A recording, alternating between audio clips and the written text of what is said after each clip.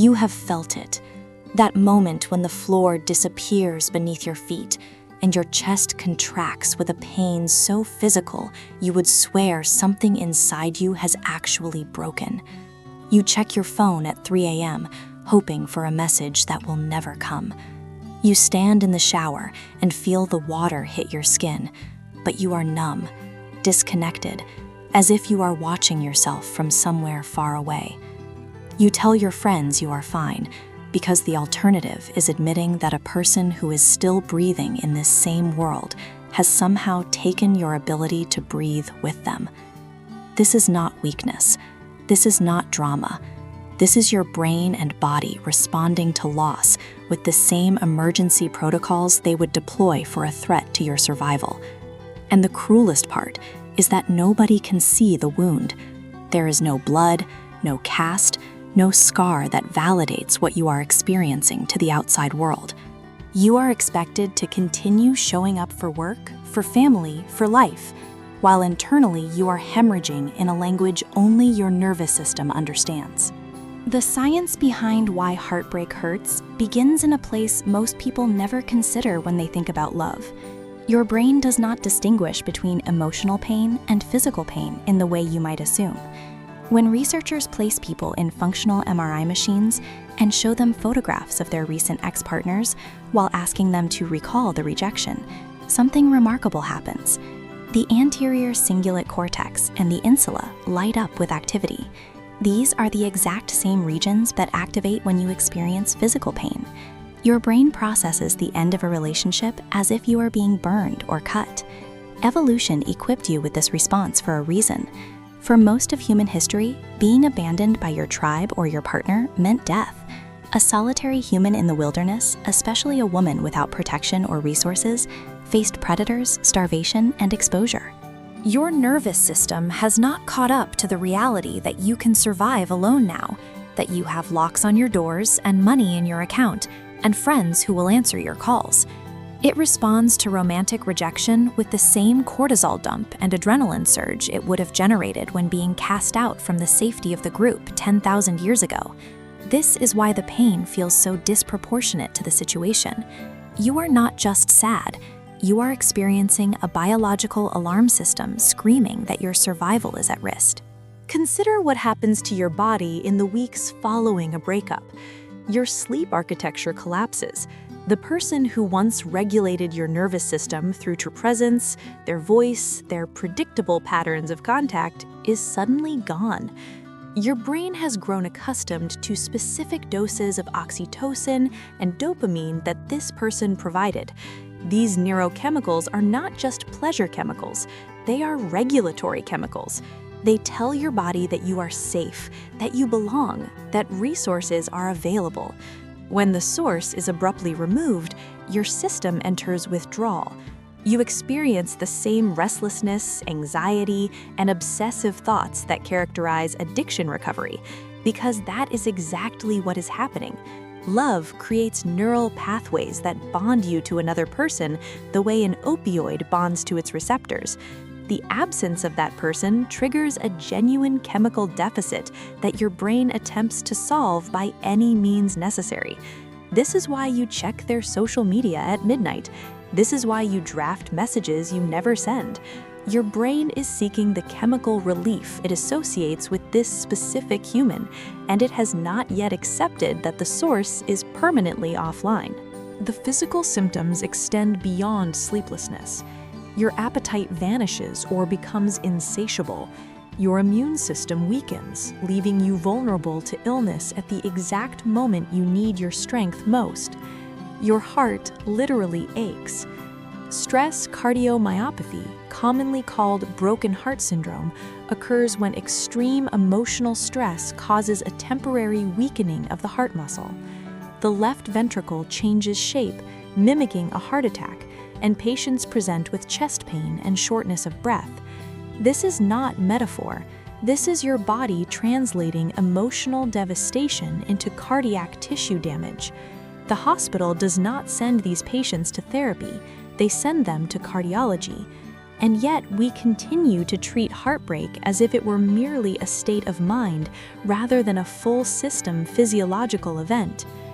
Your attachment style determines the specific flavor of your suffering, and understanding this can transform how you navigate the pain.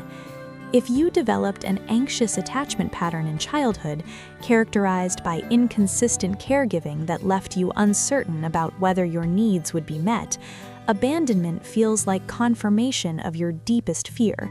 You are fundamentally unlovable. You are too much. You will always be left. The heartbreak activates this core wound with surgical precision, and you respond with the frantic energy of someone trying to prevent a disaster that has already happened. You text too much. You analyze every interaction for signs of hope. You cannot sleep because your nervous system is stuck in hyperactivation, scanning for threats, searching for a way to restore the connection that represented safety. Alternatively, if you developed an avoidant attachment style, where closeness felt dangerous and vulnerability led to punishment or engulfment, heartbreak triggers a different defense. You shut down. You tell yourself you never cared that much anyway. You throw yourself into work or travel or new connections before you have processed the loss, and your body stores the unprocessed grief as tension, as autoimmune flares, as the depression that arrives 6 months later when the distraction stops working. Neither response is wrong.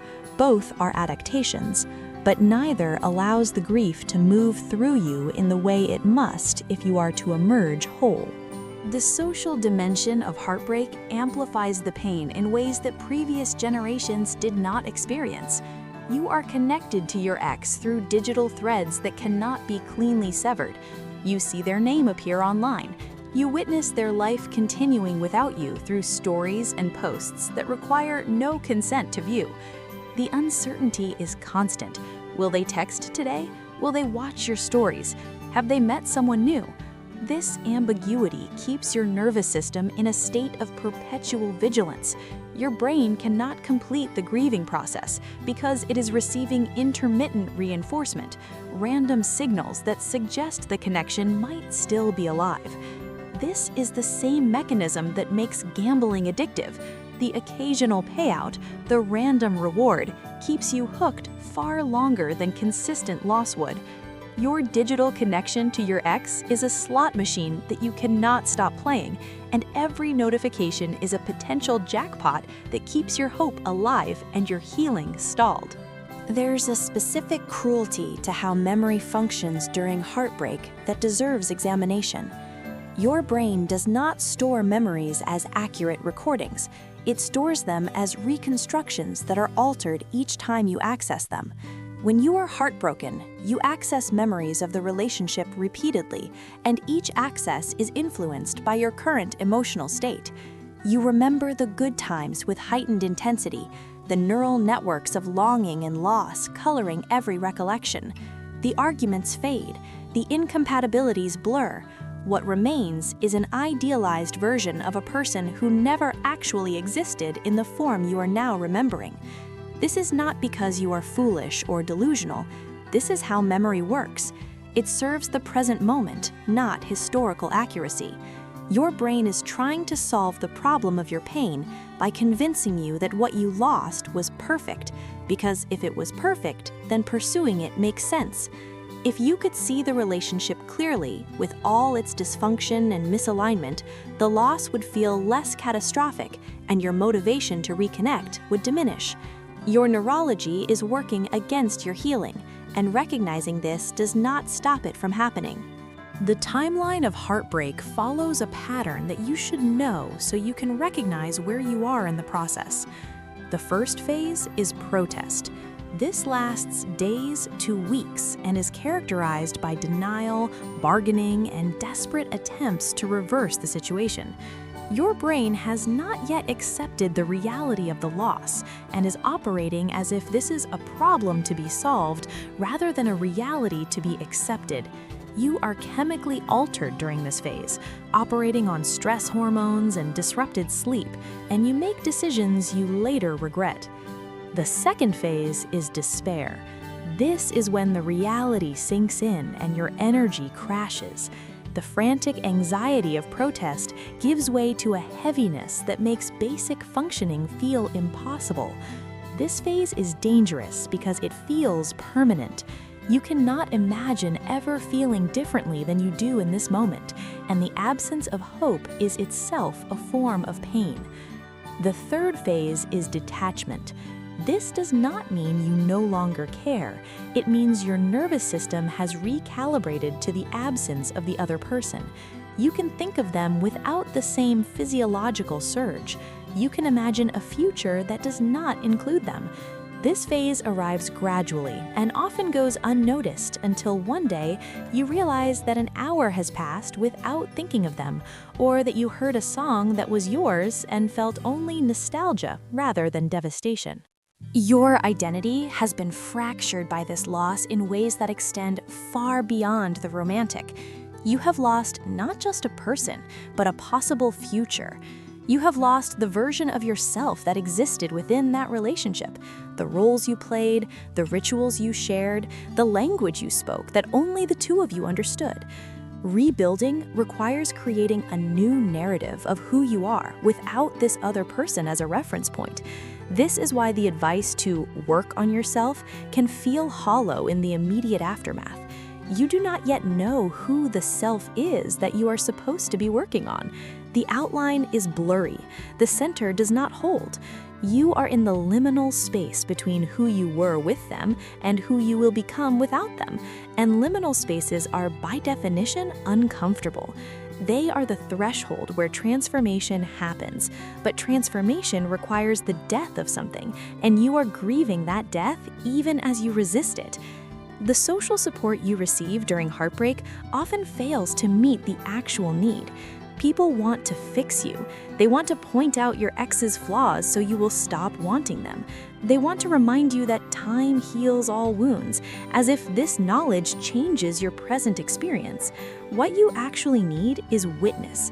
You need someone to acknowledge that this is devastating without trying to minimize it or accelerate your movement through it. You need someone to understand that you are not just getting over a person, you are recalibrating your entire nervous system. You are rebuilding your sense of safety in the world.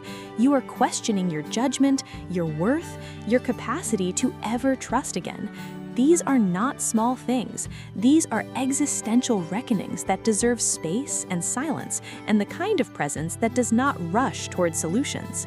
There is a particular pain that comes from recognizing your own patterns only after they have led you here again. You see the choices you made, the red flags you ignored, the ways you abandoned yourself to keep the connection alive, and you must sit with the knowledge that you participated in your own heartbreak. This is not blame. This is the painful clarity that arrives when the chemicals have begun to clear, and you can see the dynamic for what it was. You were not stupid to love. You were not foolish to hope. But you may have been operating from wounds that predated this relationship, seeking in another person the healing that only you can provide. This recognition is devastating because it means the work ahead is not just about getting over someone. It is about becoming someone who would not enter the same dynamic again. And that requires changing patterns that may have been established in childhood, that may feel like personality, that may be the only way of relating you have ever known.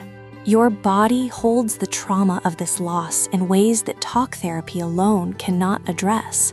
The tightness in your chest, the lump in your throat, the chronic tension in your shoulders. These are not just stress responses. They are unprocessed emotion that has nowhere to go. Movement is essential, not as exercise, but as emotional processing. Walking, dancing, shaking, any rhythmic movement that engages your body without requiring thought allows the nervous system to discharge the energy that has been trapped in freeze response. You have been holding your breath, bracing for impact, since the moment you sensed the connection was fragile. Your muscles have been contracted in preparation for loss. To heal, you must teach your body that the danger has passed, that it is safe to soften, safe to breathe fully, safe to occupy space without the vigilance that the relationship required. The digital dimension of modern heartbreak introduces complications that your grandparents could not have imagined. You have a permanent archive of your relationship in your phone. The photos, the videos, the voice notes, the text conversations that span thousands of screens. Deleting them feels like erasing history. Keeping them feels like self-torture. You find yourself rereading old messages, trying to locate the exact moment when things shifted, as if understanding the mechanics of the breakdown could somehow prevent it or reverse it. You check their online activity for clues about their emotional state, as if knowing they are also suffering would make your own suffering more bearable. This surveillance is not obsession in the pathological sense. It is the attempt to maintain connection when physical proximity has been removed. But it keeps you tethered to a source of pain, and each piece of information you gather, whether it comforts or devastates you, reinforces the neural pathway that associates this person with your emotional regulation. There is a phenomenon called ambiguous loss that applies to many modern breakups. When someone dies, there is clarity. The person is gone. The relationship is over. There is ritual to mark the transition. But when a relationship ends without clear closure, when contact continues in sporadic and confusing ways, when the person is still present in your digital environment, your brain cannot fully process the loss. You are caught in a loop of hope and disappointment that prevents the grief from completing its natural cycle. This is why the advice to go no contact exists. It is not punishment. It is the creation of conditions that allow your nervous system to recognize that the resource it is seeking is no longer available, so it can stop expending energy on the search. Without this clarity, you remain in the protest phase indefinitely, burning through your reserves on a connection that exists only in potential. Your capacity to love again is not destroyed by this experience, though it may feel that way. What is damaged is your trust, your sense of safety, your willingness to be vulnerable. These can be rebuilt, but not per force, and not through avoidance. They are rebuilt through small moments of choosing to stay present with discomfort rather than retreating into defense. Through recognizing that the pain you are feeling is evidence of your capacity for depth, not a sign that you should become shallow. Through understanding that your nervous system will eventually recalibrate, that the intensity of this grief is temporary, even when it feels eternal, that you are in the middle of a process that has an end, even though you cannot see it from here. The person you are becoming through this pain is someone who knows her own resilience in a way that can only be earned. She has been through the fire and discovered that she does not burn. She has faced the void and learned that she is her own ground. She has lost everything she thought she needed and found that she remains whole, capable, alive. Write "healed" in the comments if you are ready to move forward.